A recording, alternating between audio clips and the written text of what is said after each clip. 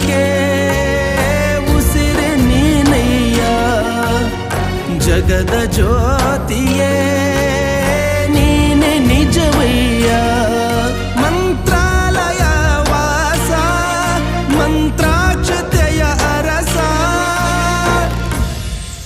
Guru Raghavendra Raghavendra Raghavendra Guru Raghavendra